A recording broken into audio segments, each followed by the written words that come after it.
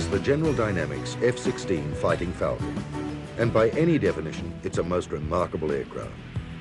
When it first went into service in 1979, it was a representation of the latest technology available to military aviation anywhere. But whilst the technology that powers and guides this brilliant warplane was the high point of years of progressive technological evolution, the role which it was designed to perform is, if anything, a step back against the evolution of the task of the fighter plane.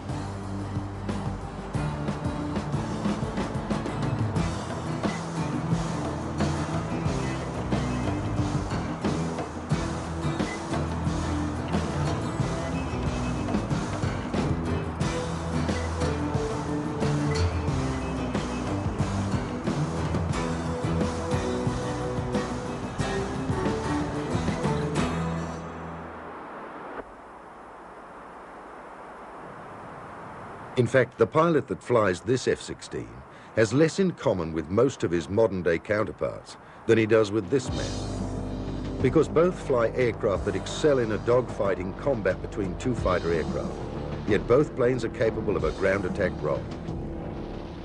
When America entered the Second World War, it encountered Axis planes like the German Focke-Wulf 190 and the Japanese Zero. Light and extremely agile, they proved difficult to deal with. But the high point of the American counter to the Axis dogfighters was undoubtedly the P-51 Mustang, originally conceived to fill a British requirement. The P-51 evolved into a long-range, heavily armed, high-performance fighter that could meet the challenge in both the European and Pacific theaters.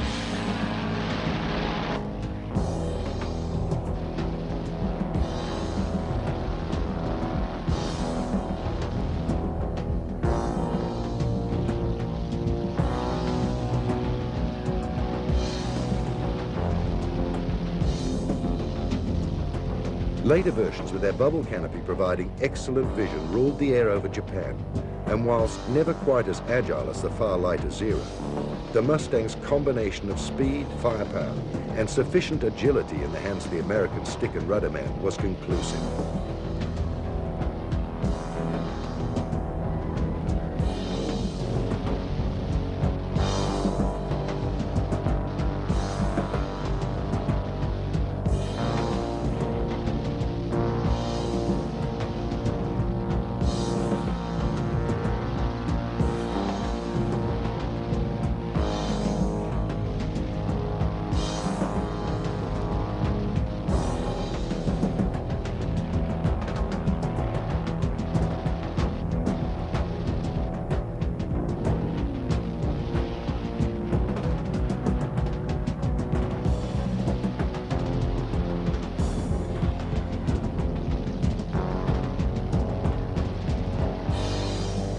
But long before the war was over, America, like other nations in the conflict, was experimenting with jet power. However, the output of early engines was low, and at least 2 power plants were required if any reasonable performance was to be achieved. It was only after the war that the jet was developed to the stage where one engine would provide the thrust to power a fighter at high speed. But if jet engine development had radically progressed, little had evolved to the shape of the aircraft they were to power, like this Republic F-84 Thunderjet, a very useful aircraft, but with the same straight wings and tailplane that might have been used in World War II.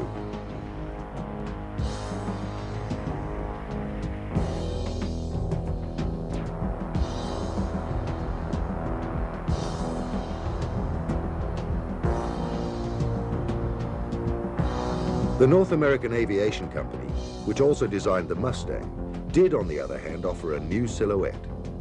They had studied information captured from the Germans at the end of the war and deduced that a swept-back swing surface would provide an aircraft with extra speed and still give good stability.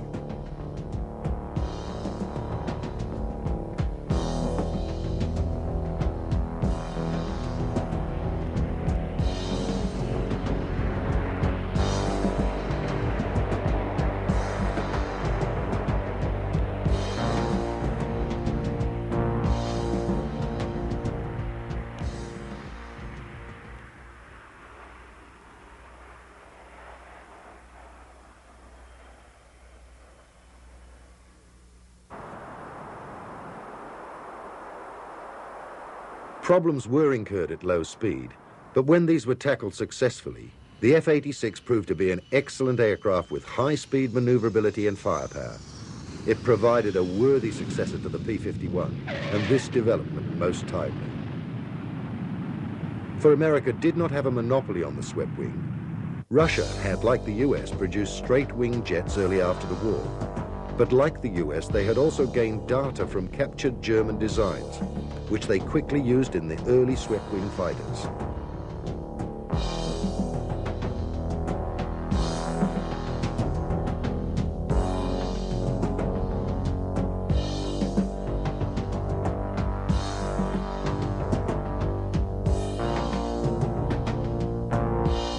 The most infamous of these was the MiG-15, which shocked the West out of its complacency when it first appeared over Korea in 1950. The 10-to-1 kill ratio that American aviators claimed over MiGs during Korean dogfights was also very much due to the skill of its pilots.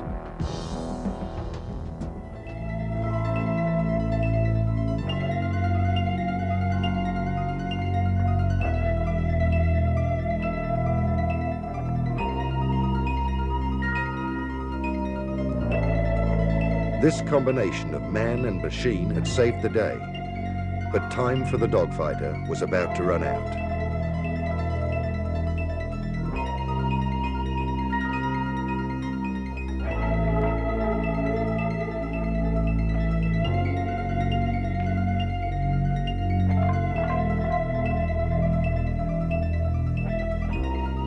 During the early 50s and the Cold War, America considered the role of its fighter aircraft to be that of destroying long-range Russian bombers which threatened nuclear attack. The best weapon against such aircraft would not be the machine guns of aircraft like the Sabre, but rockets, which at first were fired in salvos, in the hope that at least one might hit and bring down any predatory bomber. Rockets were developed for air-to-air and air-to-ground use. And as their sophistication improved, the role of the fighter plane was reduced to that of a missile platform from which rockets could be launched. The fighter aircraft was to be made faster and to go higher, but agility was no longer a concern.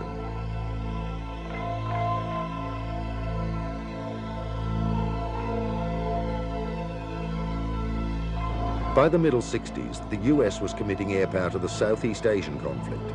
And whilst its fighter bombers were effective in the ground attack role, they were not dogfighters.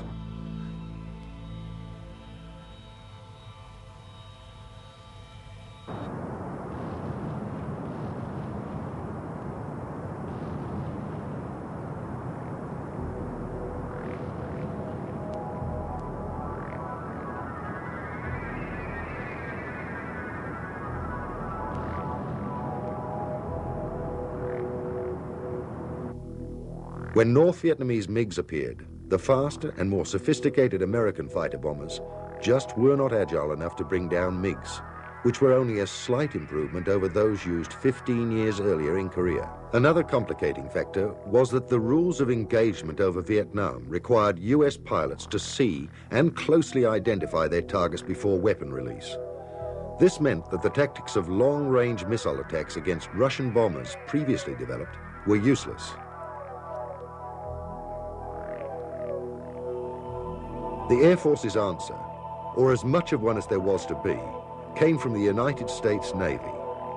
Whilst they too had been developing high-speed missile platforms, along the line had evolved a truly versatile aircraft in the shape of the McDonnell F-4 Phantom, sometimes referred to as the St. Louis Slugger, due to its city of origin and enormous lifting power.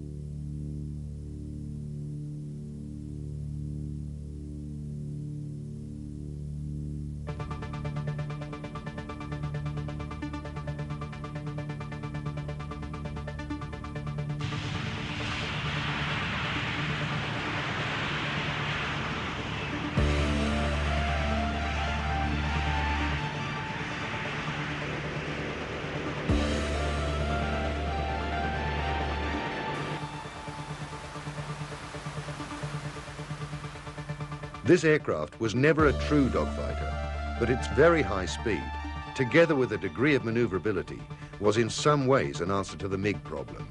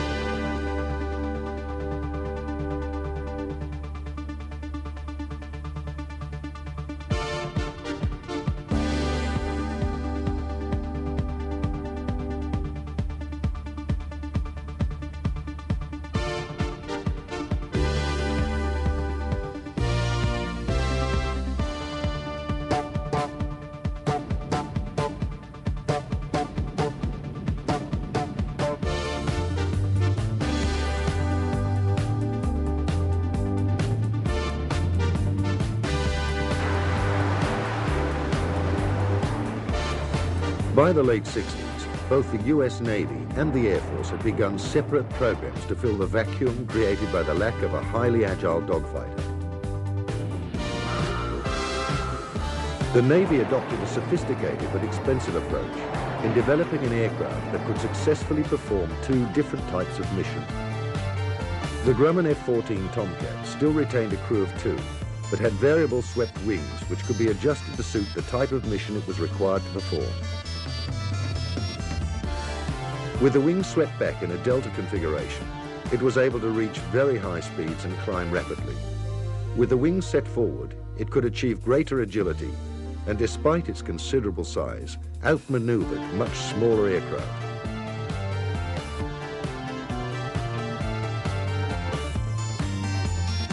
Yet, despite its other performance capabilities, it could still fulfill its most fundamental role, that of fleet defense fighter. An aircraft that could launch long-range, highly accurate guided missiles towards an aerial threat against the fleet it was charged with protecting.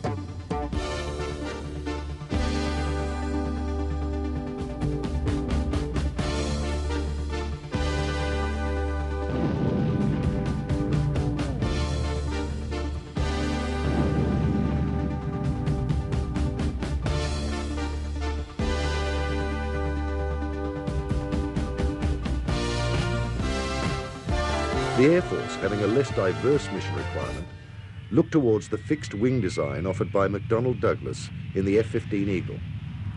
This single-seat high-performance fighter is without doubt the best dedicated dogfighter in service anywhere, but its cost prohibits its use in the sort of numbers that Eastern Bloc countries were known to be employing. Clearly, a need existed for an economical high-performance fighter that could be built in sufficient numbers to compete with the Soviet threat. And on the 6th of January 1972, the US Defense Department sought submissions from the aviation industry to fill such a role. After submissions from 9 companies, the list was reduced to the designs offered by Northrop and General Dynamics. The design presented by Northrop, working in collaboration with McDonnell Douglas, was for a twin-engined lightweight fighter employing 2 separate tail fins, giving it an appearance not unlike the F-15, but somewhat smaller in size. The design was given the Air Force prefix YF-17, and an order for 2 prototypes was placed.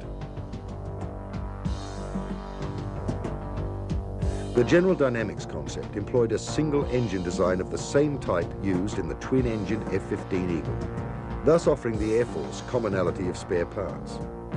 But as many late Western designs had chosen to offer 2 power plants as a safeguard against engine failure, GD were waging an awful lot on the excellent reputation of the Pratt & Whitney F-100 engine. Nevertheless, an order for 2 prototypes, now designated YF-16, was placed.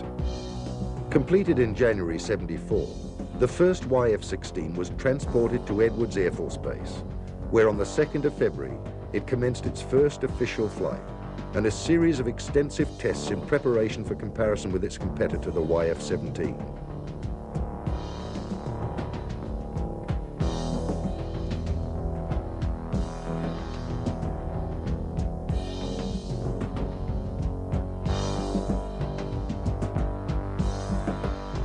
The Northrop plane was completed in June '74, and after testing was flown alongside General Dynamics aircraft in a fly-off, which formed part of the decision-making process to resolve which concept would win what was now known as the Air Combat Fighter competition.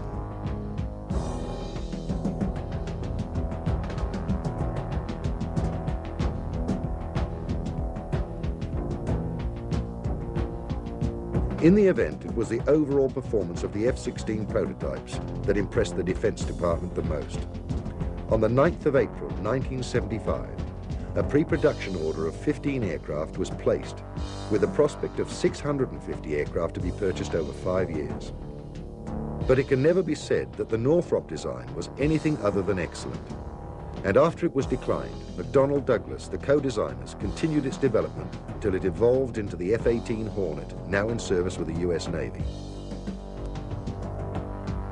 Another development, which both manufacturers were aware of, was that aging F-104 starfighters, which equipped several European NATO air forces, would soon need to be replaced.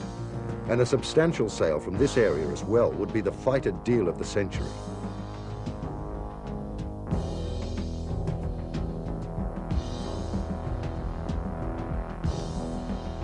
An ideal opportunity to display the F-16's ability to European clients came with the Paris Air Show in May 1975. At the hands of GD's chief test pilot, Neil Anderson, the red, white and blue lightweight fighter thrilled the crowd and impressed the experts, many of whom had been studying the design for some time, looking for a replacement European fighter, a plane which would offer economy but would not sacrifice performance, as whichever aircraft was chosen would have to stand in the face of the immense Warsaw-packed aerial might.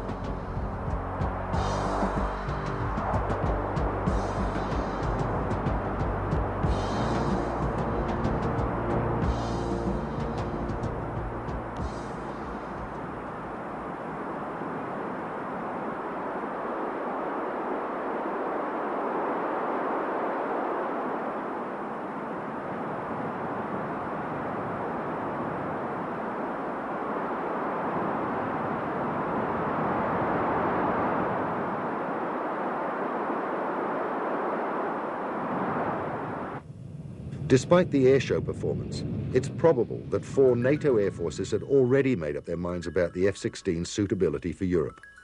And less than a month afterwards, a combined order for 306 aircraft was placed on a joint production basis, providing work for scores of manufacturers on both sides of the Atlantic.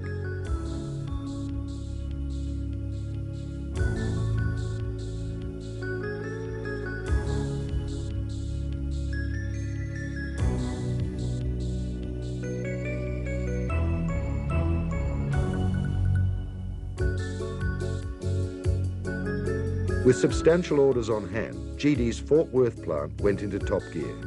And in December 1976, the first F-16A model, a single-seat version, was rolled out. For General Dynamics, it was the justification of all its technology, research and investment. The multinational fighter concept was now well underway. But the secret of the success of the F-16 is the sum of many different advanced high-tech features, several of them used for the first time in any combat aircraft, and some tried and well tested, like the F-100 engine. General Dynamics' confidence in a single engine, but of excellent design, had paid off.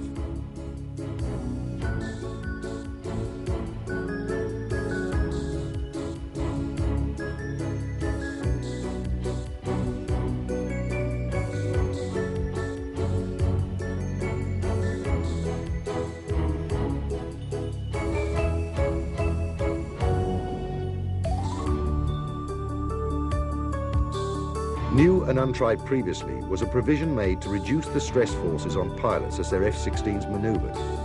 The pilot's seat was laid back at an angle of 30 degrees, in a similar position to this demonstrator.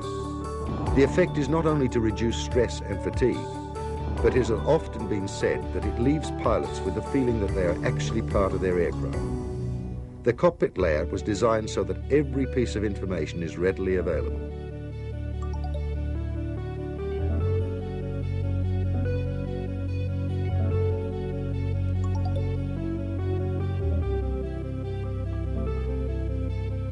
And the heads-up display projects vital information onto the HUD weapons sight glass directly in front of the pilot. So in action, his eyes need never look down into the cockpit. And all of the hand controls are placed for almost fingertip control.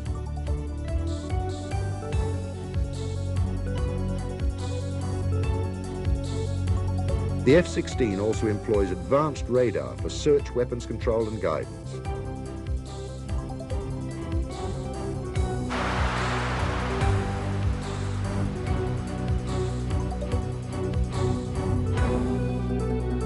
One of its most subtle yet beneficial features is the one-piece canopy. General Dynamics recognized, as with the Mustang and Sabre, the maximum visibility could provide just that small edge that today's dogfighters might still need over their opponents.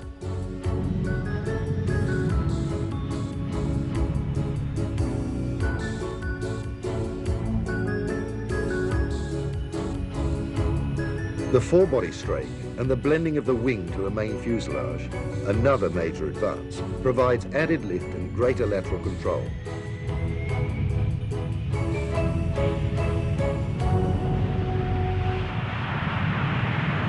The phenomenal maneuverability and agility that allows the F-16 pilot to outperform all other aircraft is a result of the blending of two new sciences: fly-by-wire electrical operation of the aircraft's control surface actuators and a relaxed stability center of gravity arrangement. When both of these innovations work in concert with the F-16's electronics and automatic flight control, the result leaves the aircraft in a class of its own.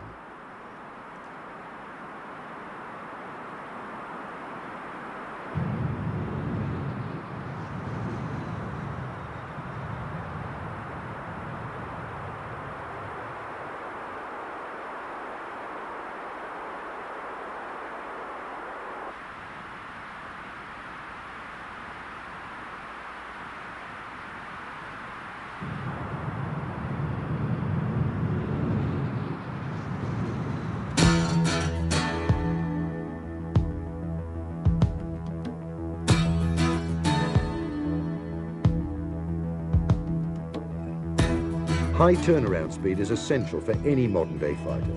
Its ability to land, refuel, and have minor repairs and rearm is fundamental to its effectiveness in combat. And GD's lightweight was designed with all this in mind.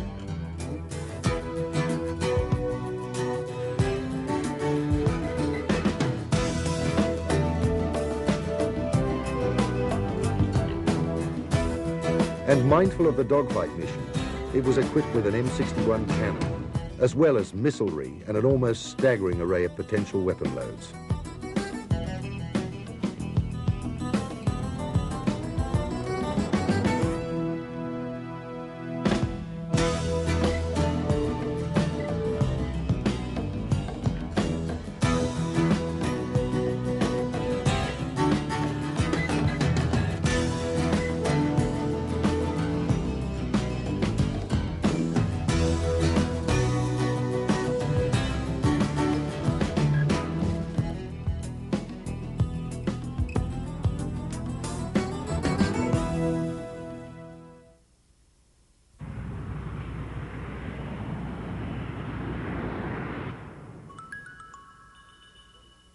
One thing the multinational fighter concept did mean was that the aviation industries of the four participating European nations would enjoy much of the benefit of the F-16's success through subcontracting, licensing, and ultimate assembly, even to the extent that 10% of the components of all US Air Force planes were to be produced in European factories, factories that would also enjoy the benefit of further sales to other nations.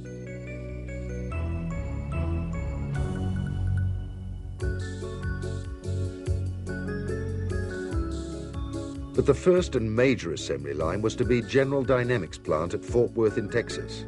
So large was the program, the planning of assembly could only be effectively achieved with scale models, which serve here to give some indication of the complexity of the task.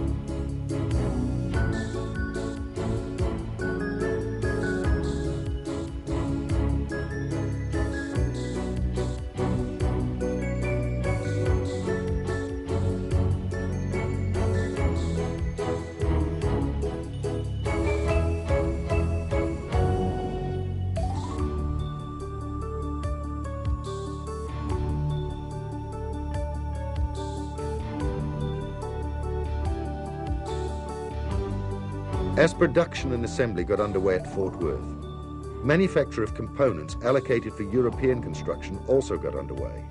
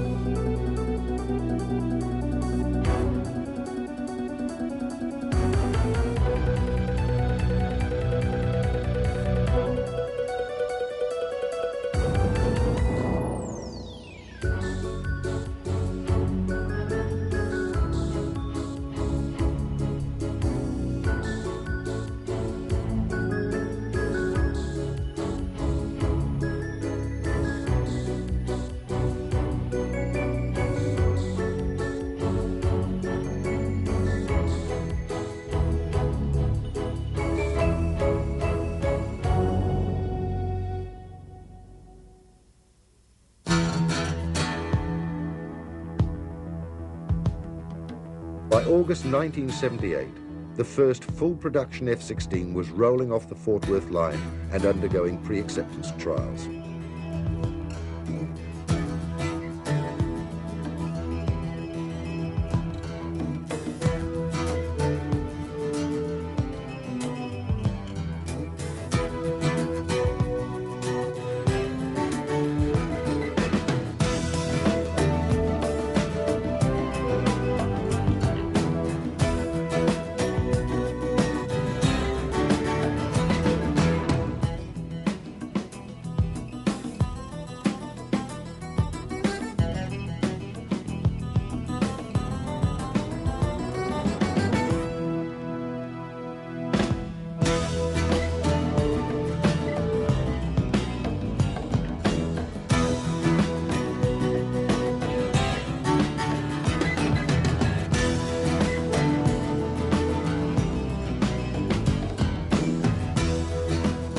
By January 1979, the United States Air Force took delivery of its first F-16, by now called the Fighting Falcon.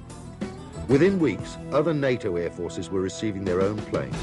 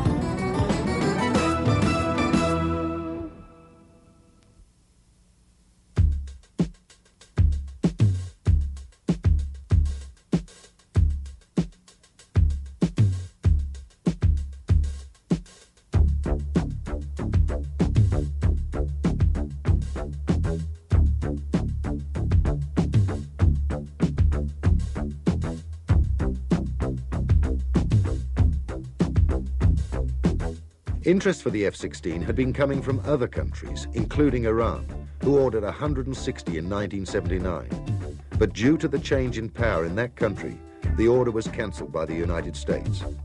Eventually, some of that order, 79 aircraft, found their way to the Israeli Air Force, another Mediterranean nation to place early orders for the Fighting Falcon. By now, the F-16 was almost becoming the standard fighter for Western countries who did not produce their own aircraft. And in every case, apart from the 1- or 2-seat option, all Fighting Falcons were outwardly the same.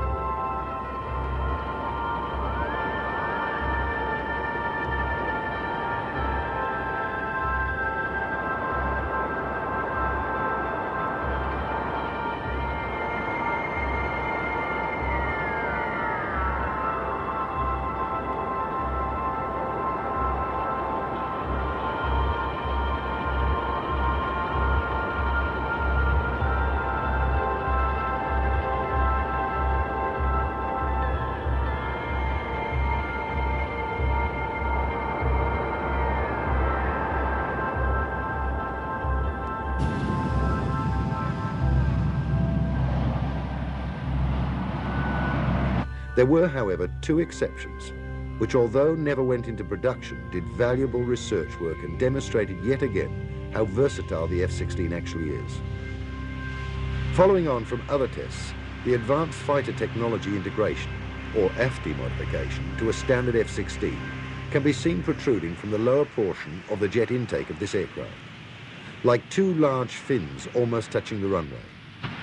These fins are movable in the same way as the tailplane, and when operated via a computer and in conjunction with other flight control surfaces, the aircraft can virtually be moved directly sideways, providing another type of agility for this already agile fighter.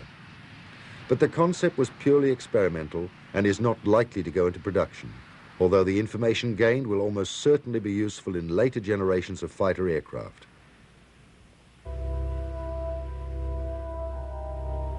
Another modification was the F-16XL, or SCAMP.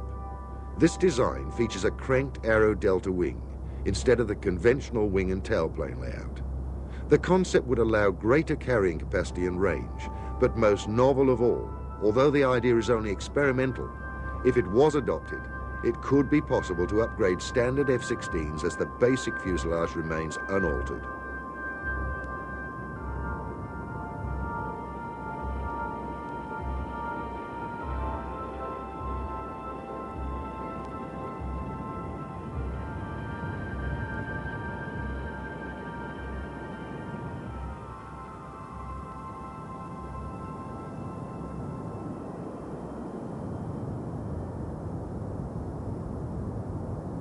Hill Air Force Base, Utah, home of the 388th Tactical Fighter Wing. The first to use Fighting Falcons. At exercise time, it's a very busy place. As combat aircrew gained familiarity with the new aircraft, they fast became aware that this superb fighter reflected the same level of excellence in its ground attack role.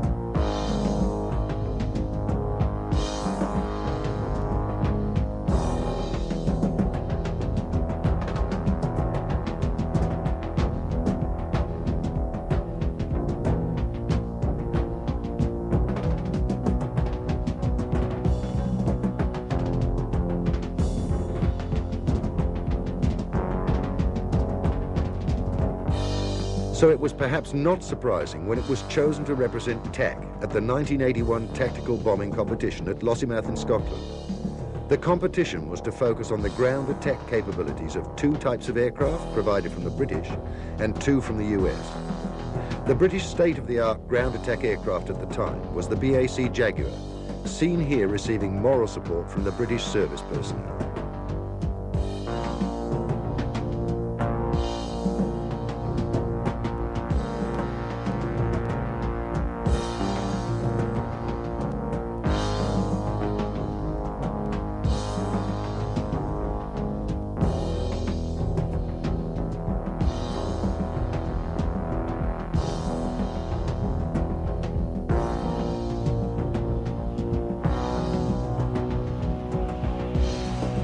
The F-111 swing-wing tactical bomber, which came from the same stable as the F-16 and saw service in Vietnam, would also be a contender.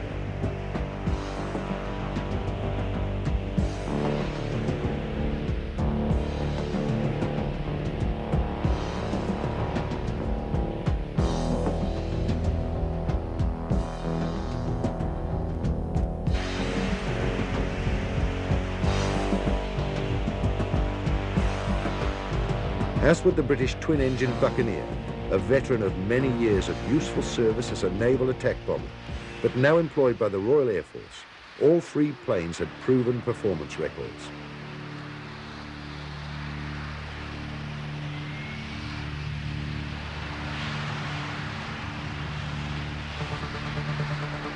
But the unknown ingredient was the newcomer.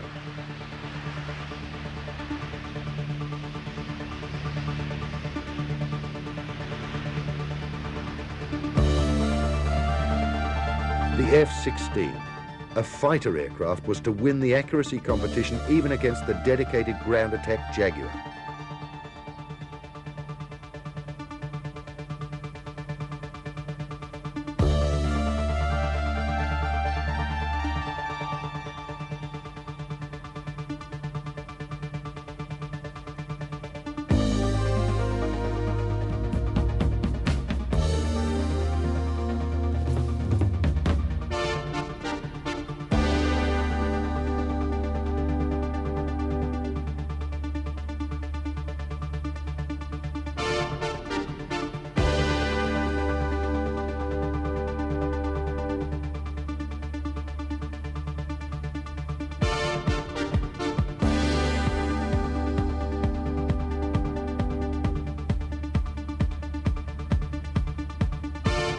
But the competition is not just one of bombing accuracy.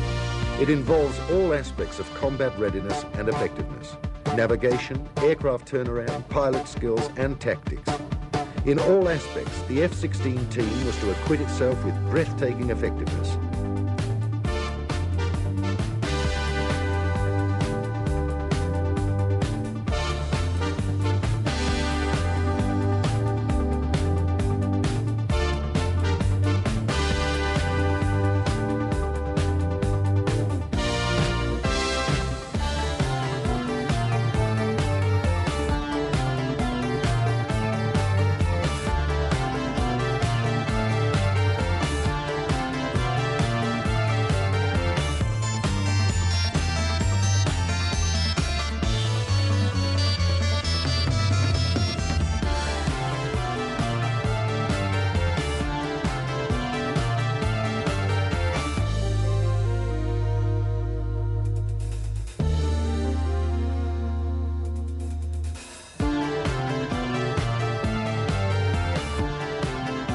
By the time the final results were calculated, General Dynamics' brilliant lightweight was to earn the #1 position in the final formation. However, the success of the F-16 at Lossiemouth should not have come as a complete surprise, because not 10 days earlier, its bombing potential had been demonstrated to the world, when with devastating accuracy, Israeli Air Force F-16s destroyed the Iraqi nuclear power plant at Ozark near Baghdad.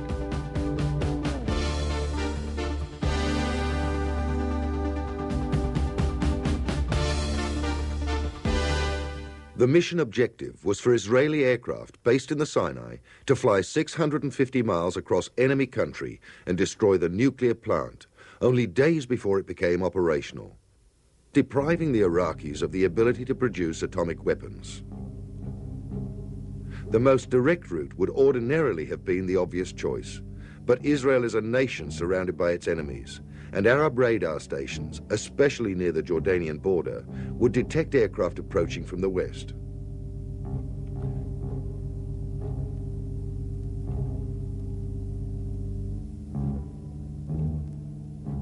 Taking a long curved route further to the south may have been possible, but for the fact that American AWAC aircraft based in Saudi Arabia might possibly have detected unexpected aerial activity, even over such long distances. So because of the high mobility and effectiveness of the AWACS, this plan too was rejected. A third but extremely risky option was to actually try to weave a course between the Arab radar stations. To make this plan work, Israeli pilots practiced flying at very low levels over long distances. They also studied plans of the power plant and its various features, but most of all the position of the reactor building which housed the nuclear core.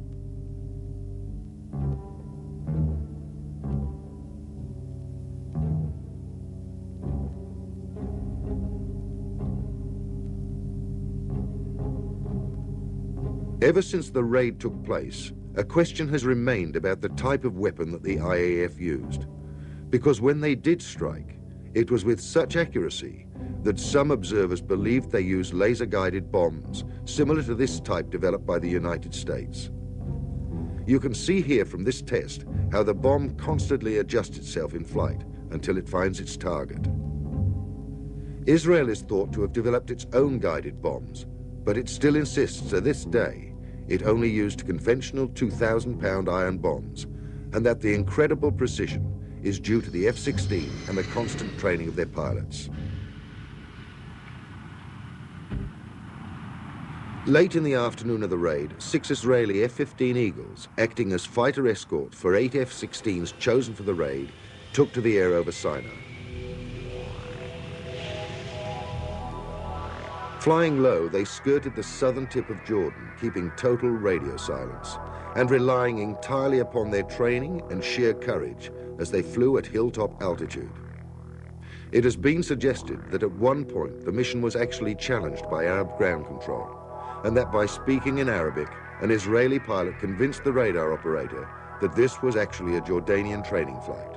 Another report suggests that at one stage, some of the Israelis climbed and grouped their planes so tightly that on ground radar they looked like one civil airliner. It is also thought that at least one F-16 was a 2-seat B model, which carried a cameraman to record the attack.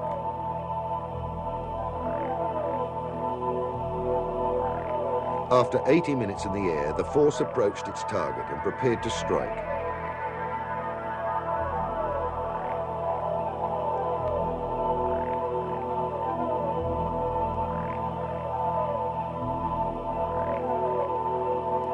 The F-15s peeled off to give fighter cover, should it be needed, and the F-16s climbed before diving to attack.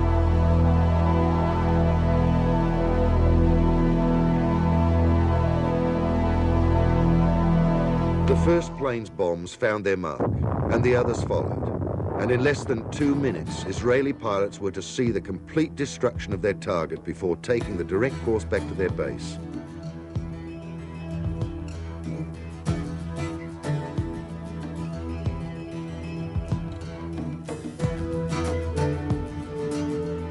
But if the Baghdad raid was to prove the F-16 a bomber in combat, a year later, when Syria threatened Israeli air power with surface-to-air missiles supported by late-model MiGs, Israeli F-16s were to demonstrate their fighter ability over the Bekaa Valley. Together with IAF Eagles and F-4s, they devastated Syrian fighters in classic dogfight situations.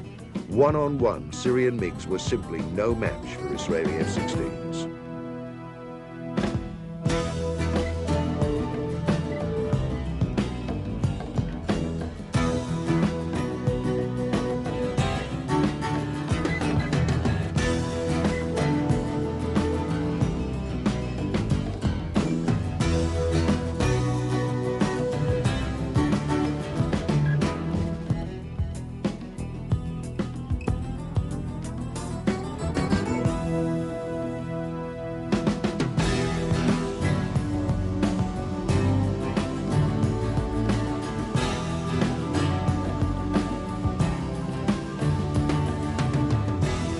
Whether with the IAF in the Middle East, or with the US Air Force flying from bases at home or abroad, or in the hands of other NATO pilots, the Fighting Falcon has proved itself in vigorous exercise and in actual combat to be probably the greatest single advance in combat fighters since the arrival of the jet.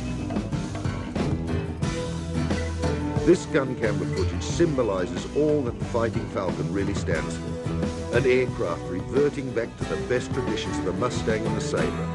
But at the same time, the F-16 pilot is reminded of the awesome leaps in technology and that which he has at his disposal by the heads-up display constantly feeding him upgraded information, all to assist in the same basic aim the US sought in World War II and Korea. Air superiority over the enemy